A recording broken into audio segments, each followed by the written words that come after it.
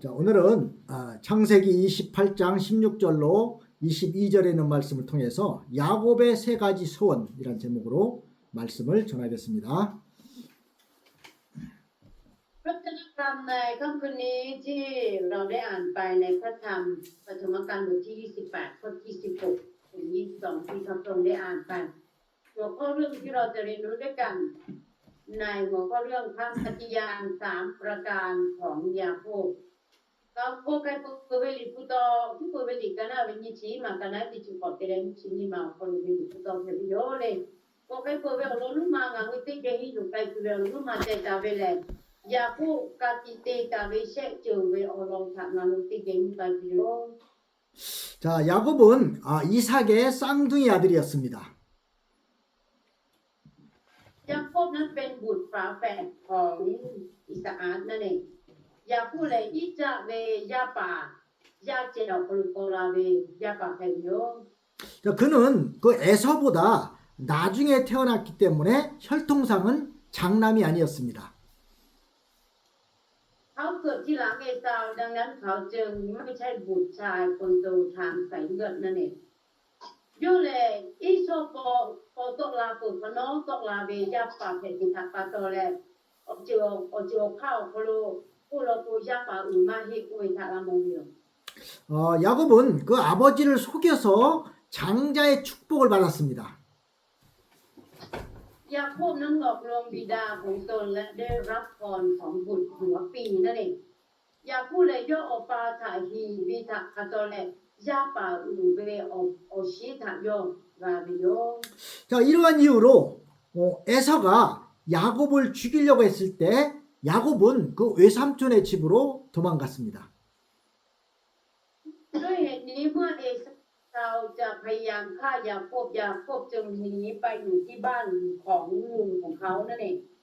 โอโลชิตาปาโตเลโยเวอวิปาอิโซเลยาพูดถาที่แปดสิโยเลยตาปาโตยาพูดเลยโยเวอัสุปาเยโรโคแค่ไปอยู่ 야곱은 혼자 쓸쓸한 길을 떠나다가 이 베델이라고 하는 곳에서 해가 지기 때문에 돌을 베개로 삼고 잠을 잘 때 하나님이 나타나셔서 야곱에게 축복해 주셨습니다.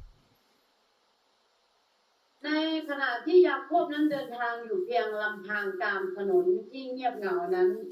และเมื่อดวงอาทิตย์ตกในสถานที่นั้นที่เรียกว่าเบธเอลเมื่อเขานอนหลับไปเมื่อเขานอนนั้นเขาใช้ก้อนหินหนุนเป็นหมอน แล้วพระเจ้าก็ได้ปรากฏแก่ยาโคบและได้อวยพรยาโคบนั่นเองโอย่อเบลโคโลยาพูดไอย่อยาโคฮักกาลุโยคาโยจูไกเชวิเตียท่าmun ni ke la vi yo je mun ni ke la vi tia tha vi te la ko ve o tio ko lu ga vi tia tha yo zo mu ta lo ya ga vi tia tha yo ha ku shi chin ti shi yu le shi ge te le ku ge te su le te che vi yo o ya ve ko lu sha yo ge lu la le yo tha bu na pi lo 자, 그곳에서 천국문이 열리고 사닥다리가 하늘에까지 닿은 것을 보았기 때문에 그곳을 하나님의 집이고 하늘의 문이라고 했습니다. เขาเห็นสวรรค์เปิดออกที่นั่นและบันไดนั้นก็ทอดยาวไปถึงท้องฟ้าสถานที่นั้นจึงถูกเรียกว่าบ้านของพระเจ้าและประตูแห่งสวรรค์นั่นเองซึ่งสุดเชฟเวลโปรตนาโปรแกรมโมวิเตียท่ามุนมาโคโลจิมิพอเวโยเจมุนมาพอเลกูรูติมามีชาติเลมุนมาคุลุโตอาตาวิโยเตโอเทียโอคาลุโยเปติกาโมวิเตียท่ากุชาเวเทกุเลมุนมาวิเดนีโยกุเลโอกาลุเนเนติตาวิโย 자, 그리고 아침에 일어나서 야곱은 그 베개로 삼았던 돌을 기둥으로 세우고 하나님께 서원을 했습니다. และในเช้าวันรุ่งขึ้นนั้นยาโคบก็ลุกขึ้นเอาหินนั้นตั้งเป็นเสาและตั้งคำปฏิญาณต่อพระเจ้านั่นเองมุทีลาตินักฆ่ายาผู้ยกจุลาเลโยผู้เกติชื่อตาเวข้าผู้ชีวิตาจูตีเลเย็นคิดโดติจูตีเลกักชาเกกัสติโย 야곱은 하나님께 서원하면서 하나님이 나와 함께 계셔서 나를 지키시고 또 내가 평안히 아버지 집으로 돌아가게 하시면은 이 세 가지를 하겠다고 서원을 했습니다. ยาโคบได้ตั้งคำปฏิญาณว่าหากพระเจ้าทรงอยู่กับเขาและปกป้องเขาให้นำเขากลับไปยังบ้านบิดาอย่างปลอดภัยเขาจะทำสามสิ่งต่อไปนี้นั่นเองยาคูโยกุชาเกี่ยวกับจิตเตเวกุชาโนโยธามิหาชาลาเนโยธาโอปาเวอัปปกาที่ปกปกลาทากานุมิหาชาลาโลโกเจมาdo saga savio kelahariakan sekolah lalu 해증 장난을 기억할 수 있도록 때문에 자, 이렇게 야곱은 하나님께서 늘 자기를 지켜주시고 인도해 주실 것을 믿고 이 세 가지를 서원을 한 것입니다. ด้วยวิธีนี้ยาโคบจึงได้ตั้งคำปฏิญาณไว้3ข้อโดยเชื่อมั่นว่าพระเจ้าจะปกป้องและนำทางเขาเสมอนั่นเองจากชีวิตถ้าปัตโตเลโยกุชาเกี่ยวกับจิตติวิเศษจูของพระโยมที่ตามโยเลยโยกุชาเลยโยธาพัฒนาการเนี่ยถ้าเราเนี่ยเชื่อไปแล้วจะอยู่เพื่อโยคะเด็กอยู่ที่ถ้าปัตโตเตวิว 자, 첫째는 21절에 하나님을 내 하나님으로 섬기겠다고 했습니다. ในพระธรรมข้อที่21ประการแรกคำปฏิญาณประการแรกที่เราจะเรียนรู้ด้วยกันในหัวข้อเรื่องเขาได้บอกว่าเขาจะรับใช้พระเจ้าในฐานะพระผู้ของเขานั่นเองAllah tu mah kerana ni cerita mah kalau Allah putih mah yo kati tera lu mati mah hidup kan video ni yo ku yo gucha no le yo bi gucha pele ngale no kona le no ya asa tikset yo we Allah phe yo 자, 21절 말씀을 한번 다 같이 읽어보겠습니다. 내가 평안히 아버지 집으로 돌아가게 하시오면 여호와께서 나의 하나님이 되실 것이요. ในพระธรรมข้อที่21นั้นได้กล่าวไว้ว่าจนข้าพระองค์กลับมาบ้านบิดาของข้าพระองค์โดยสวัสดิภาพแล้วพระเยโฮวาจะทรงเป็นพระเจ้าของข้าพระองค์นั่นเองการนั้นมีจิตติมาคนรู้จะแค่พูดตามไปถามเราเล่าไปที่พ่อของมิชาเลยมีจิตติมาคนรู้จะแค่พูดตามไปอยู่ngata hasale jatu dotu buka tu pila beko no le ngabe bucha pet yo te kuta yo 자, 이 서원은 여호와를 자기의 하나님으로 모시고 평생 섬기면서 살겠다는 그 의지의 신앙 고백입니다. ดังนั้นคำปฏิญาณนี้เป็นการแสดงความเชื่อที่แน่วแน่เป็นการแสดงออกถึงเจตจำนงที่จะยอมรับพระเยโฮวาในฐานะพระเจ้าของเขาและรับใช้พระองค์ตลอดชีวิตของเขานั่นเองยกเว้นแต่การที่ชิติมาพระองค์งานวันนี้ที่ท่านก็อดเจ้านะถ้าเด็กดูเบี้ยพระองค์ย่อยกบูชาชิติอะไรยกวิบูชาอยู่แต่ยกอะไรหากอยู่แล้วยกอาศัยตัวพระองค์บูชาชิติก็คนเจติยนานเด็ก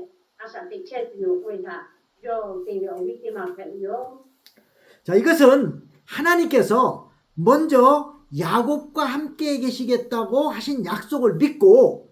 거기에 협력하겠다는 것입니다. นี่คือการเชื่อในสัญญาของพระเจ้าที่จะอยู่กับยาโคบก่อนและยาโคบก็ร่วมมือกับพระองค์นั่นเองชิเลGusha Yakuta kati pita ve toko pelu yakuto jung ve pelu gusha ge tije potu tije ne. 자, 이것이 참으로 하나님과 동행하는 생활입니다. นี่คือชีวิตในชีวิตแห่งการดำเนินกับพระเจ้าอย่างแท้จริงนั่นเองชิเลเจYuti abe ohi ti pachile o te na gusha ge asa peche yu ui ohi malang ti te 자, 하나님은 야곱과 함께 하시기로 약속하셨습니다. พระเจ้าทรงสัญญาว่าจะอยู่กับยาโคบนั่นเองกุชาพ่อยาคูบเกปาสุติตาไม่จบยาคูบเก 요 체비요 의사까지 되기다며. 자, 우리도 이렇게 지금까지 나를 인도해 주시고 또 지켜주신 하나님을 평생 섬기면서 딴 길로 가지 않겠다는 그런 굳은 결심을 하고 살아야 됩니다. เราเองก็ต้องดำเนินชีวิตด้วยความตั้งใจอย่างแน่วแน่ที่จะรับใช้พระเจ้าผู้ทรงนำทาง เราและผู้ทรงปกป้องเราจนถึงปัจจุบันนี้และตลอดชีวิตและจะไม่หันไปทางอื่นเช่นเดียวกันงาทุกข์ Gusa chitiga cho ngau ta ni ha sha la ve ngau ta se kai la ve u ta ya te le ya nu cha pa ga jo ngau kyo che le ha sha la ve jo ngau tho chu cha le ni ma o to ka ga gusa chitiga ka ngau ma pha pi te ngau to sa ti ko ko lu u kai ti le ga ji di le ga ji ti yo. 자, 이렇게 진리의 길을 걸어가는 동안에 어려움을 겪는다고 해서 하나님으로부터 등을 돌려서는 안 됩니다. ดังนั้นคุณต้องไม่หันหลังจากพระเจ้าเพียงเพราะคุณประสบกับความยากลำบากระหว่างทางขณะที่เดินอยู่บนเส้นทางแห่งความจริงนั่นเองถ้าพระต้นโนงาหุทกะโนงาหุโอเตียวนาวิวิชาวิดูวิจิติมาคงจุเกี่ยวอาสาติกายเชื่อมโยงยาวกลุ่มถ้าจุก้าหาเพชรโมเวลเจ้าก้าผู้วิจักปัตตะเลวิชาทางปนกโพวิชาทางปนกโพวิตาติทิ 자, 두 번째 야곱의 소원은 바로 22절 말씀에 내가 세운 이 돌기둥이 하나님의 집이 될 것이라고 그랬습니다. ประการที่สองในพระธรรมข้อที่22หัวข้อหลักการตั้งคำปฏิญาณอย่างที่สองเสาหินที่ข้าพเจ้าได้ตั้งขึ้นนี้จะกลายเป็นที่ประทับของพระเจ้านี่คือคำปฏิญาณที่สองในหัวข้อเรื่องที่เราจะเรียนรู้ด้วยกัน Nima tema oluma ko hidu te kana ni chinima yo ve ka ti ta ve yo le ha ku ti tema tha du ti ta ve le o ti chi ta mu sha ve che ku yo te yo to ta su ve yo ku ve to ko phe yo. 이렇게 야곱이 하나님의 계시를 받은 증거로 그 돌을 기둥으로 세웠습니다. ยาคบตั้งก้อนหินขึ้นเป็นเสาเพื่อเป็นหลักฐานว่าเขาได้รับการเปิดเผยจากพระเจ้านั่นเองยาผู้เลโยฮักกุชิวเวทันจุจิเลเยคิดติตาเวเลโยเวสักคิติตาเวจาตุมาเลกุวิชาเลโยทักมาลาเปอเวทัสักคิติตาเวโย 자, 이것은 하나님의 말씀과 그 신앙의 경험 위에다가 성전을 세우겠다는 것을 의미합니다. และนี่ก็หมายถึงการสร้างพระวิหารเหนือพระเจ้าของพระเจ้าและประสบการณ์แห่งความเชื่อที่เขาได้รับนั่นเองและชีวิตก็ซึ่งคือถ้าคนยิ่งพวกเขาเป็นลิงพวกโยอยู่เวทีเจอพระองค์กาตาเวกาผู้นำหมู่ตาเวดัวเวชินที่มาค่ะคือชาวิโตพ่อของพวกเราบูเย่พอตาเอแต่มาลาดิจะถึงที่มาแค่อยู่ 자, 야곱은 하나님이 아브라함과 이삭에게 허락하신 그 약속을 듣고 믿었습니다. ยาโคบนั้นได้ยินและเชื่อในคำสัญญาที่พระเจ้าประทานแก่อับราฮัมและอิสหากเช่นเดียวกันยาพูดแลโยบูชาอับราฮัมและอิสหากอากาติปีตาเวลปรุโยกากาปุเวลปรุโยกาโยโทกาติอุเวตะจุนตาเตโยแต่อันเลย 그러므로 그가 이 장자의 그 축복을 귀하게 여겨서 하나님의 기업에 참여하려는 그런 간절한 소원을 가지고 있던 자에 베델에서 계시의 말씀을 받게 된 것입니다. ดังนั้นเขาจึงได้รับพระชนะแห่งการเปิดเผยที่เบเธลในขณะที่เขามีความปรารถนาอย่างจริงจังที่จะมีส่วนในมรดกของพระเจ้าโดยให้เกียรติพรของบุตรหัวปีโยเลเจโยยาปาอุเบอันยาโปรกาจุเบโอชีติพาทะโยคือกาโตโลเชเบโอโคโลเบเตละเบโอติโอกาลูกาเวเทียตาลุยชาวิโตโคโยทะคือมาปีวิทะโยราการามโย 자, 이와 같이 귀한 진리를 야곱이 그 밤에 받고 깨달았기 때문에 그것을 잊어버리지 않고 흘러 떠내려 보내지 않기 위해서 그 증표로서 돌기둥을 세운 것입니다. ดังนั้นนับตั้งแต่ยาพวกได้รับพระชนะแห่งการเปิดเผยและตระหนักถึงความจริงอันล้ำค่านี้ในคืนนั้นแล้ว เขาได้สร้างเสาหินขึ้นเป็นเครื่องหมายเพื่อให้แน่ใจว่า เขาเองจะไม่ลืมหรือจะไม่ปล่อยให้ความจริงนั้นเลือนหายไปจากตัวของเขานั่นเอง Tapatole ya puche yo o te ona wishavito po kolu pumala vita yo gaka ve o puka javeche o kolu du gaka vi ga mo vitiata uti ha tale yo wi hapu shi gule ye kido tini kove yo tiku tabe ti tsu yo ta kaki ma ke ve ko yo o to po o lo chi ta ma ga lu kai tu o ju chi ti pa ta yo ka de bu tin che ga tu ya yo o to ta 아타가 노노 비두에 예키도 저 우리 디다리요. 네, 다시 말하면은 그 신앙으로 체험한 것을 기념해서 그 깨달은 진리를 확실히 붙잡고 그 진리를 떠나지 않으려고 돌기둥을 세운 것입니다. ก็อีกในหนึ่งก็คือเขาสร้างเสาหินขึ้นเพื่อเป็นการระลึกถึงประสบการณ์แห่งความเชื่อ เพื่อยึดมั่นในความจริงที่เขาได้ตระหนักรู้และเพื่อให้แน่ใจว่าเขาจะไม่ทิ้งความจริงนั้นไปนั่นเองติ๊กต่อคนก็ขอคู่โลโก้ฮักเฮลีผู้ก็ย่อฮักกุชิจิตานดูแลเย่ที่โดนกีตาร์ไปเจาะแกย่อ用为的就会咋用为家用个不个莫来个为叫用个他个都弄住，这边就地个就我掉那用个莫来个个来个，咱们用为去地，嘛他用嘛去吧该住，用他。哦，你在用他个都弄住呗，我就在打理哦，为啥没有？ 네, 이렇게 하나님의 전이 될 것이라고 한 말은 영적 성전을 짓겠다는 뜻입니다. ดังนั้นการกล่าวว่าสถานที่แห่งนี้จะเป็นพระวิหารของพระเจ้านั้นหมายถึงการสร้างพระวิหารฝ่ายวิญญาณนั่นเองแต่พระก็ต้องพบที่มาพบกับที่ผู้เลี้ยงผู้ปกออกที่ชิดที่เลยกุชามิผู้ใหญ่แพทย์อยู่โยคุยกับผู้วิจิตรกุจอกับที่เลี้ยงผู้ปกงานออกที่อุปโลจูฮาพ่อวิบูเย่ค่ะโอเชยโอตาวิโยคุยกับมาลา 네, 보이는 성전보다 보이지 않는 그 영적 성전을 짓는 것이 더욱 중요합니다. การสร้างวิหารฝ่ายวิญญาณที่มองไม่เห็นนั้นสำคัญกว่าการสร้างวิหารที่มองเห็นได้นั่นเองงานวิจูฮาวิบูเยโกวิจอ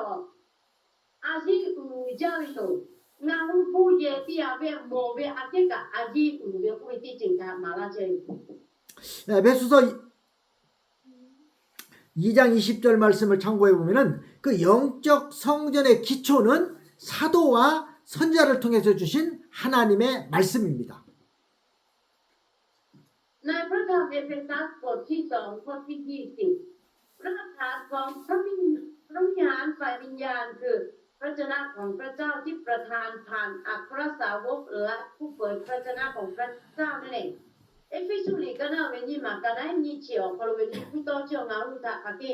มาลาเวลีบุโกโอคือเปเวจูฮาเวบูเยเนวิชาวิโตพ่อสกะปาเกลุลาเวมาโกวิชาวิโตพ่อคนมาเสพาเกลาเวมาโกลาเวโตโกสิติพาเลจูฮาพ่อเวบูเยโอคือเปเวทะมาลาเวโย 네, 히브리서 5장 12절로 14절 말씀을 참고해 보면은 이 성전을 지어 나가는 것은 바로 자기의 영이 자라나는 것입니다. ดังนั้นในพระธรรมฮีบรูบทที่5ข้อที่12ถึง14ก็ได้กล่าวไว้ในเรื่องนี้เช่นเดียวกัน การสร้างพระวิหารคือการส่งเสริมการเติบโตของจิตวิญญาณของเราเองนั่นเองอีเบรนิกันเอาวิงามาการให้ติชินีแต่ละติชิออกมาคนก็ติชินีแต่ติชิออกมาขดาเวอคนรู้เวอลอ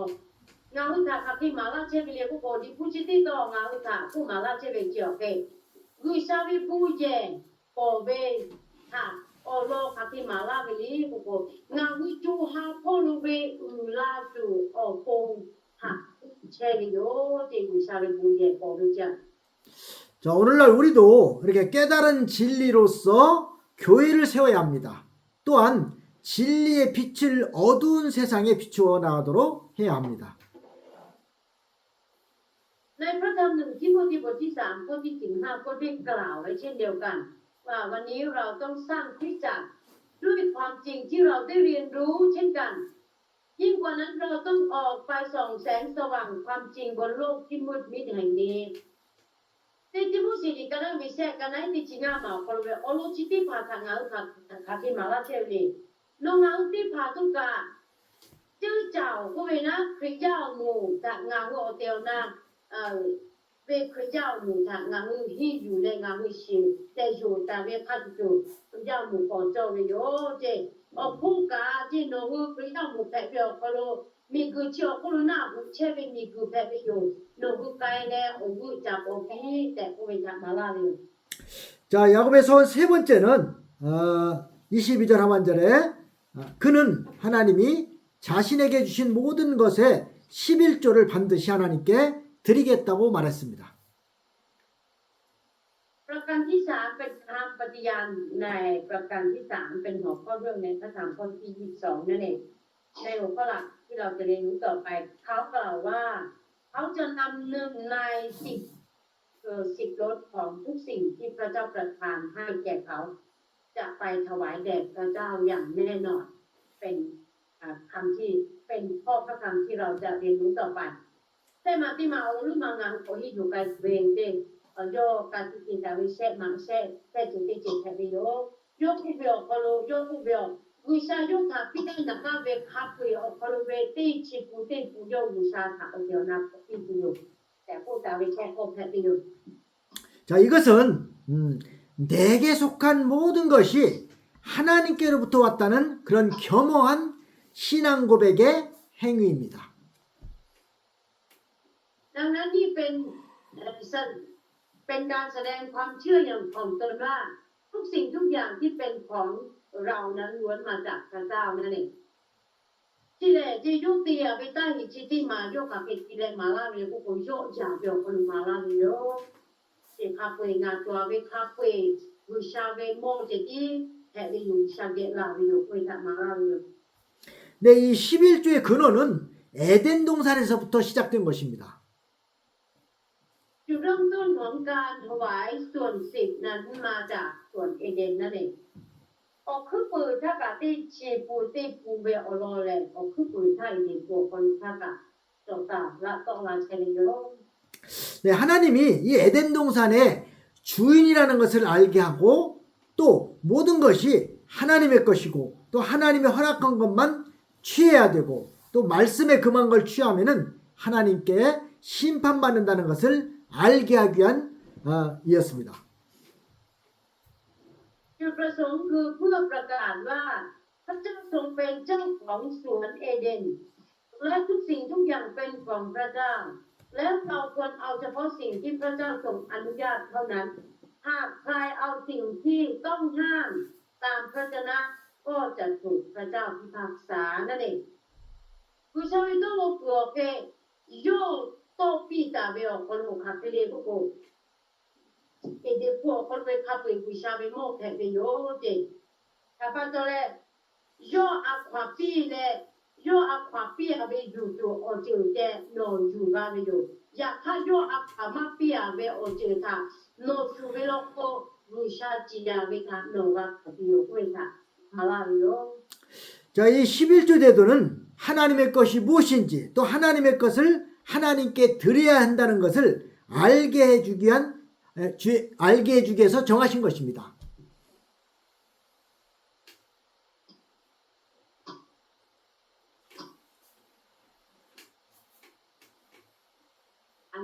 안 들렸어요? 네. 11조 제도는 하나님의 것이 무엇인지 또 하나님의 것을 하나님께 드려야 한다는 것을 알게 하기 위해서 정하신 것입니다. ระบบส่วนสิบนั้นถูกจัดตั้งขึ้นเพื่อ สอนเราว่าพระเจ้าทรงเป็นใครและเราต้องถวายสิ่งที่ควรเป็นของพระเจ้าแด่พระเจ้านั่นเองที่จิปุติปูเวโอจือเชียวเกขาเกตีตีโตลาตาเวเลกุโกที่อาวิเชียวเกงาคุตะมาลาเชบิโยเจงาตาอัตมาโอโลมาลาเวเลกุโกกุชาเลอาสุเลเลงาอู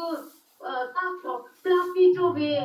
โมจออาสุตาตาปิโจเวกุชาเวโมเลกุชาโคปิโจเวโยกุเวชักมาลาเชบิโย 네, 말라기 3장 10절에 보면은 그 온전한 11조를 하나님께 바쳐야 된다고 했습니다. ดังนั้นในพระธรรมมาราคีบทที่3ข้อที่10ก็ได้กล่าวไว้เช่นเดียวกันว่าต้องจ่ายส่วน10เต็มจำนวนให้กับพระเจ้ามาราคีดีกันวิเศษกันติชิมาโคโลดิพูจิติโตโคโลโตมาราเชริโยกุชาเบมอติชิปูติปัวโคโลคาบีวิชาถาโคปีเตอุตามิโอ 네, 이 온전한 11조란 그 하나님의 것을 하나님께 다 바치는 것을 가리키는 것입니다. ดังนั้น10ลดเต็มจำนวนนั้นหมายถึงการมอบทุกสิ่งที่เป็นของพระเจ้าคืนให้พระเจ้านั่นเองถ้าพระเจ้า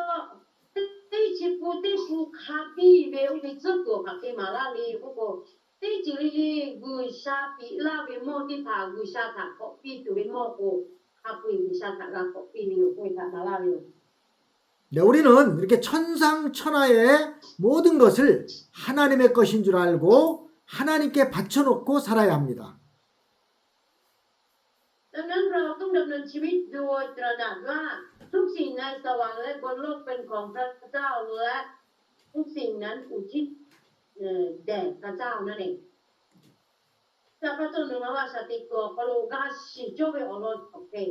มึงมาพูดลงไปโอจือที่จือเรนนี่ก็พูดลงไปที่จือเรนนี่เท่ากับวิชาเวโมแผ่วิโยและที่จือเรนนี่เท่าวิชาโอปงแผ่วิโยวิชาโคว่าตาปิวิโยคุยทำอะไร 네, 이렇게 소득의 11조를 하나님께 드리면 하나님께서 여러분들을 풍성하게 축복하실 것입니다. ดังนั้นหากคุณถวาย1ใน10ของรายได้แด่พระเจ้าพระเจ้าได้กล่าวไว้ว่าพระองค์จะประทานพรมากมายแก่คุณนั่นเองถ้าพระเจ้าวิชาวิริพุทธพ่อพระลูกมาลาจารีโนติชิปุติปุโนติเลกาตาเวอพระลูกเป็นโนวิชาค่ะของปีตาปีโลกุวิชาโนภาอบุมามานาลาคิวแก่พระเจ้า 이렇게 소득의 11조를 바치는 것은 하나님의 것을 하나님께 바친다는 뜻입니다. ดังนั้นการถวายส่วน10ของรายได้นั้นหมายถึงการจ่ายสิ่งที่ควรเป็นของพระเจ้าให้พระเจ้านั่นเองถ้าพระเจ้าติชิปูติปูพอโลโนติเลกาตาวิติชิปูติปูพอโลวิจตุเลคาเคลิกุโกโนติเลกาตาเวกุชาโนปูกุชาคาโกโกปิโดเตปุตาเวโตแคลิโอ 이렇게 11조를 드리지 않는 것은 11조에 관한 하나님의 계명을 어기는 죄입니다.